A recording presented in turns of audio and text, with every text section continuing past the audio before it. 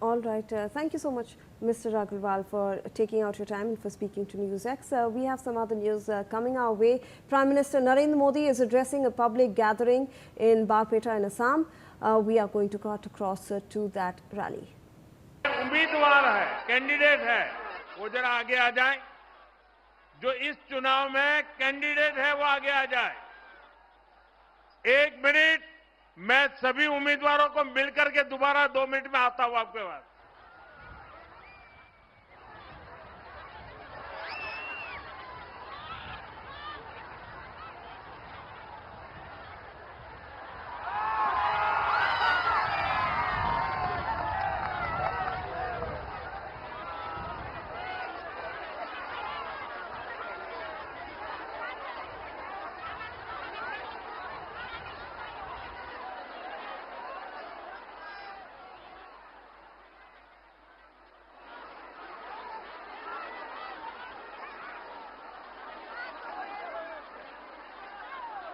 নামনিৰ ৰাইজলৈ মৰম আৰু শ্ৰদ্ধা জনাইছো। अप्रैल का ये महीना बोहाग बिहू के उत्सव का समय है। आप सभी उत्सव की तैयारी में जुटे हैं, लेकिन इस बार बोहाग बिहू के साथ साथ लोकतंत्र का भी उत्सव है और मतदान में अब सिर्फ 2 दिन बाकी है। जो उत्साह मैं यहां देख रहा हूं, जो जोश में पूरे असम में देख रहा हूं, वो अद्भुत है, अभूतपूर्व है। और ये जो जनता जनार्दन दूर दूर वहां रोड पर भी खड़े रहने की जगह नहीं है, ये मैदान भर चुका है। मैं गुजरात में सालों तक काम किया है। अगर मुझे सुबह 10-11 बजे मीटिंग करनी हो तो मैं इतने लोग इकट्ठे नहीं कर पाता था। आपने तो रिकॉर्ड तोड़ दिया, रिकॉर्ड। मैं आपके उत्साह, ये उमंग और हमें आशीर्वाद देने के लिए आए हैं। मैं फिर से आपको प्रणाम करता हूं। असम की जनता ने इस बार 2 काम पक्के कर लिए हैं। एक, असम में बीजेपी एनडीए सरकार की हैट्रिक लगेगी और दूसरा काम क्या है करने वाले, पता है आपको? पता है? मैं बताता हूं। और दूसरा काम जो होने वाला है, कांग्रेस के शाही परिवार के जो नामदार है ना, जो दिल्ली में बैठे हैं, असम के चुनाव के नतीजे के बाद उनकी हार की सेंचुरी का रिकॉर्ड भी असम के लोग ही बनवाएंगे। तो बीजेपी की हैट्रिक और शाही परिवार के नामदार की पराजय की सेंचुरी आज बारपेटा का एक जनसैलाब एक ही घोषणा कर रहा है, आपको ये बार, आपको ये बार, आपको ये बार, आपको ये बार बीजेपी सरकार, आपको ये बार एनडीए सरकार। साथियों, आज भारतीय जनता पार्टी का स्थापना दिवस भी है। 6 अप्रैल आज भाजपा का स्थापना दिवस है। मैं देश और दुनिया में भाजपा परिवार से जुड़े सभी लोगों का, सभी कार्यकर्ताओं का अभिनंदन करता हूं, अपनी शुभकामनाएं देता हूं।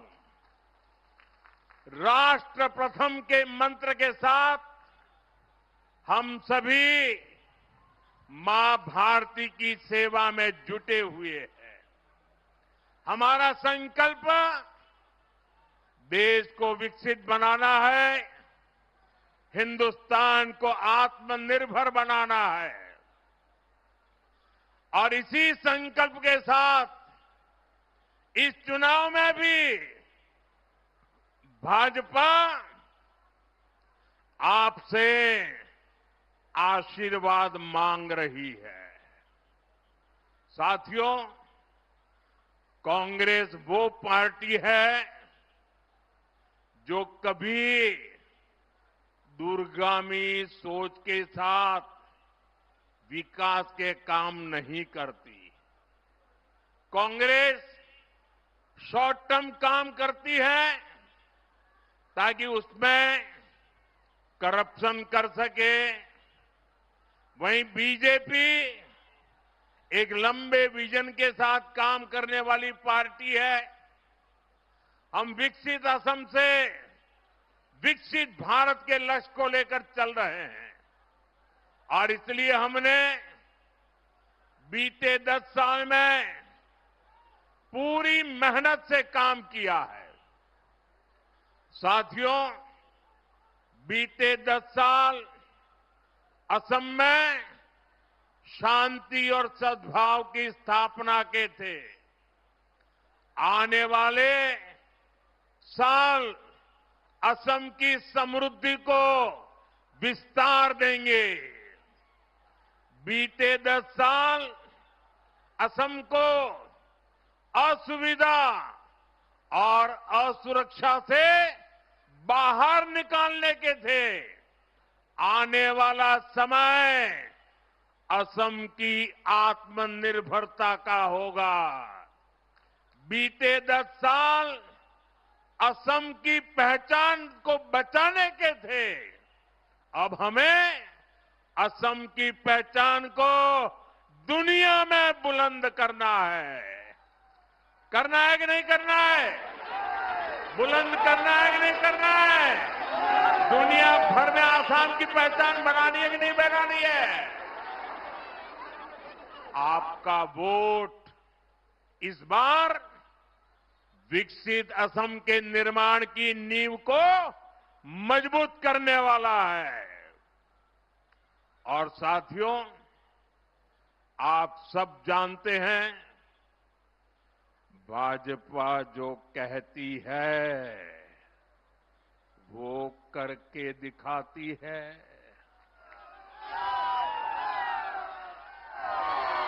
हम असम को उस बुलंदी की तरफ लेकर जा रहे हैं जिसके असम के लोग हकदार हैं। साथियों, यहां से मानस नेशनल पार्क ज्यादा दूर नहीं है। मां कामाख्या का आशीर्वाद इस पूरे क्षेत्र पर है। यहां आस्था और अध्यात्म से जुड़े बड़े स्थान है।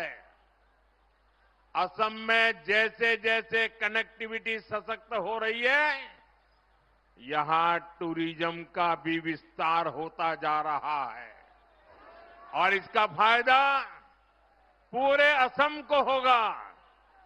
साथियों, असम का हमारा एक क्षेत्र खार भात के लिए जाना जाता है और मैं सभी धान किसानों को एक खुशखबरी देना चाहता हूं। अब यहां से जोहा राइस जरा मेरे किसान भाई बहन, ये आपके लिए बता रहा हूं। हमारे इस क्षेत्र के किसान जो जोहा राइस पैदा करते हैं ना, वो जोहा राइस की खुशबू अब यूरोप में भी फैलेगी।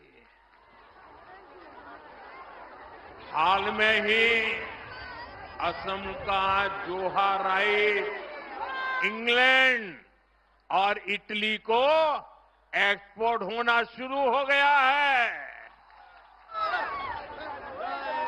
ये असम के सभी धान किसानों की मेहनत का सम्मान है।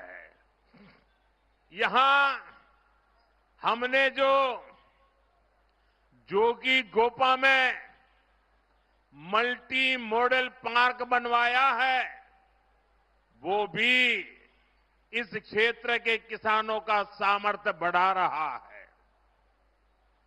वहां ऐसी सुविधाएं हैं जिससे किसानों की फल सब्जी और अन्य उपज सुरक्षित भी रहती है और एक्सपोर्ट में भी बहुत सुविधा होती है। साथियों, देश के जिन एक दो राज्यों में उंगली पर गिन लो इतने से ही कम, सिर्फ एक दो राज्यों में ये कांग्रेस की सरकारें बची हैं। वहां कांग्रेस कभी जनता के बीच अपना रिपोर्ट कार्ड लेकर नहीं जाती, जबकि बीजेपी सरकार साफ नियत से जनता को बताती है कि हमने जनता की सेवा के लिए क्या किया।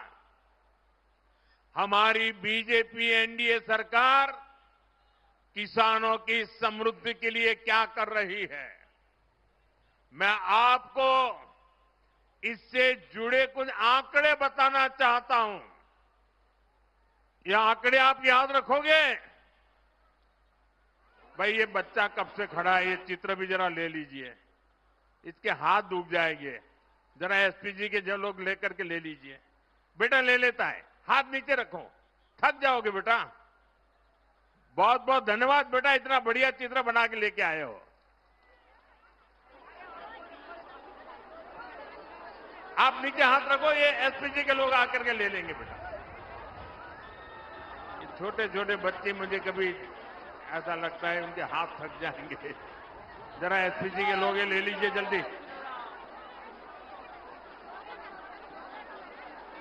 साथियों, साल 2013 में जब केंद्र में कांग्रेस सरकार थी, तब धान का एमएसपी मात्र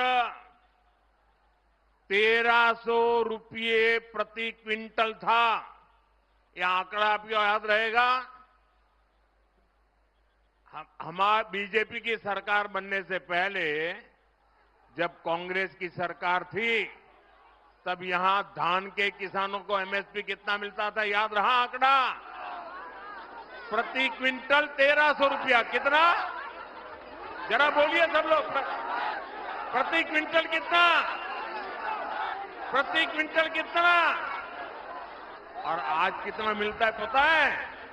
आज धान का एमएसपी करीब 2370 रुपये। और असम की बीजेपी एनडीए सरकार अपनी तरफ से भी इसमें वृद्धि करती है। यानी धान किसानों की कमाई कहीं अधिक बढ़ रही है। 2014 से पहले के 10 वर्षों में जब कांग्रेस सत्ता में थी, तब देश के धान किसानों को एमएसपी के सिर्फ 4 लाख करोड़ रुपया मिले थे। कितने? 4 लाख करोड़। कितने? अरे जोर से बोलिए ना, कितने मिले थे? ये कांग्रेस के पापों की बात करनी है। कितने मिले थे? लेकिन 2014 के बाद 10 वर्षों में हमारी सरकार ने धान किसानों को 4 गुना अधिक 16 लाख करोड़ रुपए एमएसपी के रूप में दिए हैं। उनके 4 लाख करोड़ और हमारे साफ है कि कांग्रेस कभी धान किसानों का भला नहीं कर सकती। साथियों, कांग्रेस की सरकार तो किसान के हक का पैसा भी बिचौलियों को लूटा देती थी। हमारी सरकार सीधे किसान के बैंक खाते में पैसा जमा करती है। पीएम किसान सम्मान निधि से असम के किसानों को अब तक 7,500 करोड़ रुपए उससे भी ज्यादा मिल चुके हैं।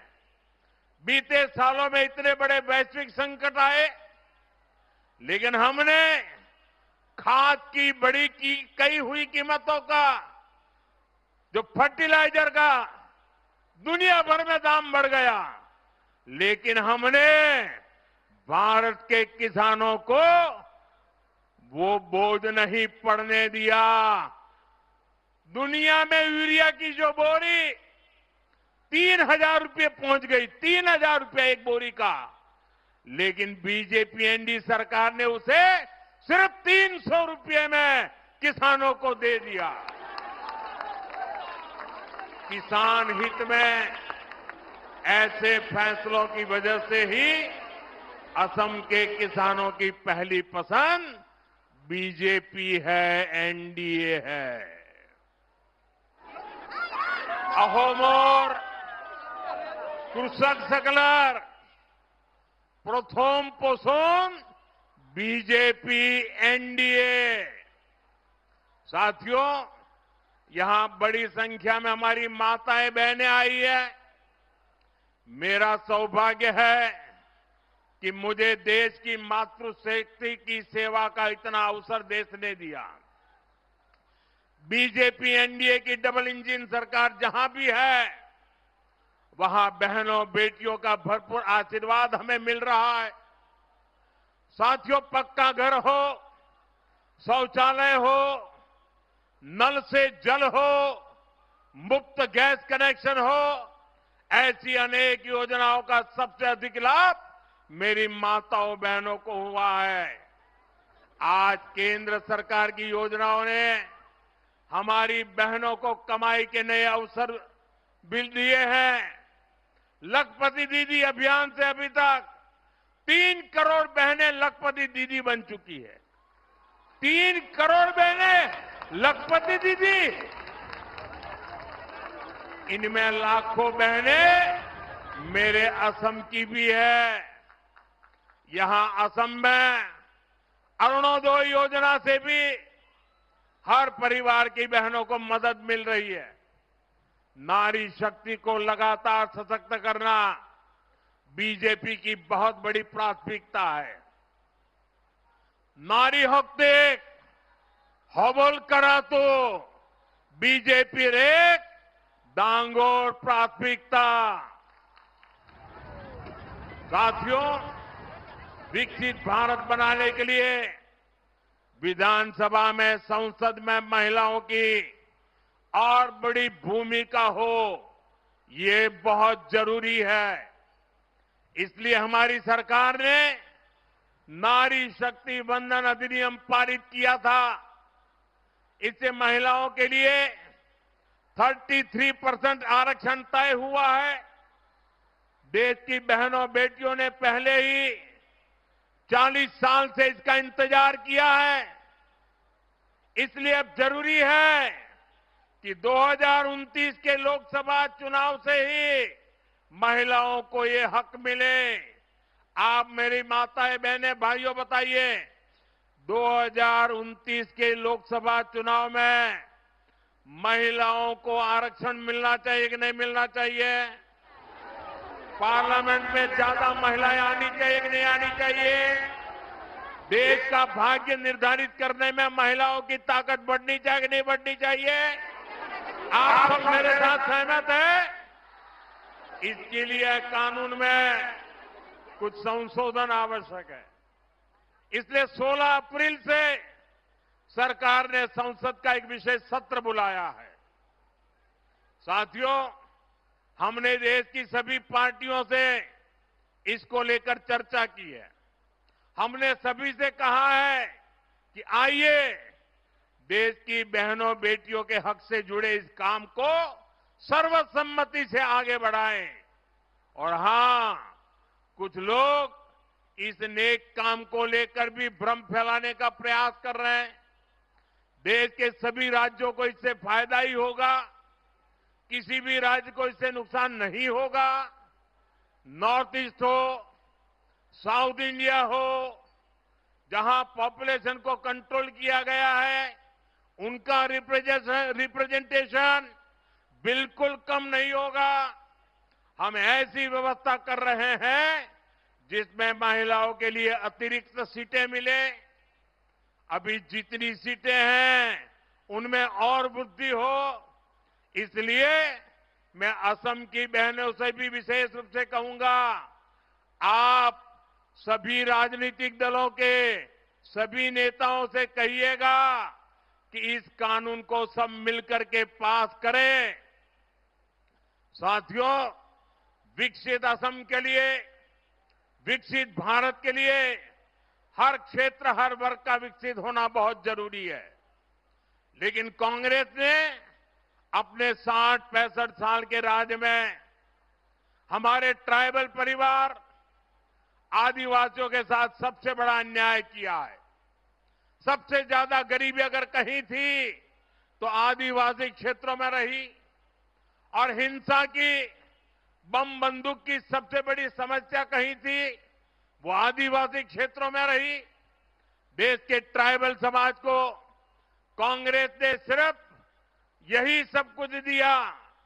साथियों, कुछ साल पहले तक नॉर्थ ईस्ट में ही हर वर्ष औसतन 1000 से अधिक लोग उग्रवाद के कारण मारे जाते थे। बोडो क्षेत्र में क्या क्या हुआ है, हमें कितने लोगों को खोना पड़ा है, कितनी पीढ़ियों के सपने कुचले गए हैं, ये तो आपने बहुत निकट से देखा भी है और भुगता भी है।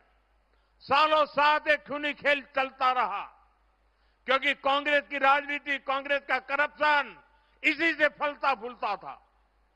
कांग्रेस कागजों पर समझौता करती थी, कागजों को लिखा देना, और जमीन पर आदिवासी समाज को धोखा देती थी। इसलिए कांग्रेस के समझौते टूट जाते थे। बोडो समाज के साथ उन्होंने ऐसा ही किया था। साथियों, हमारी सरकार ने ट्राइबल क्षेत्रों में विकास पर फोकस किया है, स्थायी शांति पर फोकस किया है। इसी का नतीजा है कि यहां असम में, नॉर्थ ईस्ट में अब शांति का उत्सव मनाया जा रहा है। हमने ईमानदारी के साथ स्थायी शांति के लिए समझौता किया है, और उस समझौते की एक एक लाइन पर काम करने का प्रयास हो रहा है। ऐसे 10,000 युवा जिन्होंने बंदूक छोड़ी है, उनको मुख्य धारा से जोड़ने के लिए काम किया जा रहा है। साथियों, मैं असम के आप लोगों से कहूंगा, यहां के नौजवानों से कहूंगा, असम में शांति अनेक बलिदानों के बाद आई है। लिहाजा शांति और विकास के लिए कांग्रेस को असम से दूर रखना बहुत जरूरी है। हांती आरू बिका होर बाबे, कांग्रेस का हमोर परा दूर रखा तो बहुत जरूरी।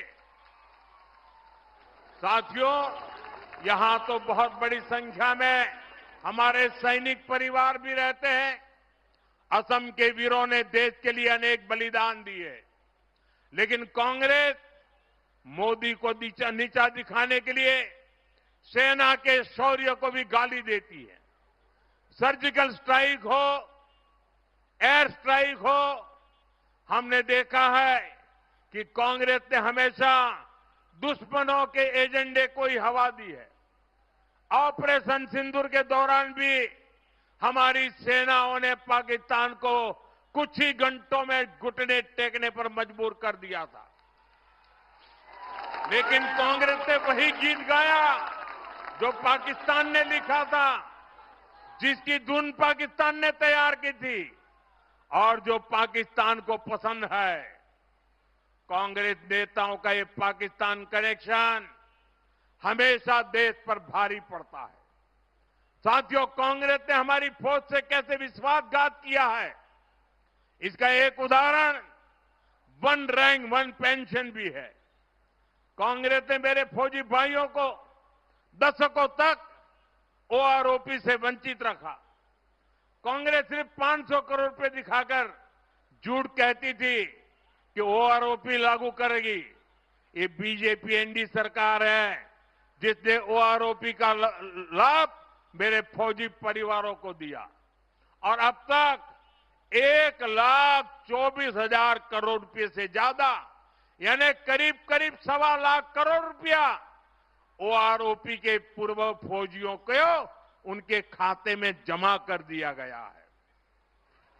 साथियों, सत्ता के लिए कांग्रेस कुछ भी कर सकती है और असम को इसका बहुत नुकसान हुआ है। हमारे बोडो समाज की हुदुम पूजा और कोज राजवंशी समाज का बाथो, ये प्रकृति, संस्कृति और आस्था के तालमेल का शानदार उदाहरण है। बारपेटा का तो हमारे पवित्र सत्रों की भूमि भी कहा जाता है। श्रीमंत शंकर देव जी, माधव देव जी, दामोदर देव जी, हरिदेव जी, ऐसे गुरुओं की परंपरा पूजनीय है। ये हमारी आस्था है, लेकिन कांग्रेस ने तो हमारी आस्था को भी घुसपैठियों को सौंप दिया था। हमारे पवित्र सत्र की हजारों बीघा जमीन पर कांग्रेस ने घुसपैठियों को कब्जा करने दिया था। यहां बरपेटा सत्र की बहुत बड़ी जमीन भी अवैध कब्जे में थी। साथियों, कांग्रेस ने असम की जमीन पर अवैध कब्जे होने दिए। बीजेपी एनडीए ऐसे हर अवैध कब्जों से असम को मुक्त करा रही है।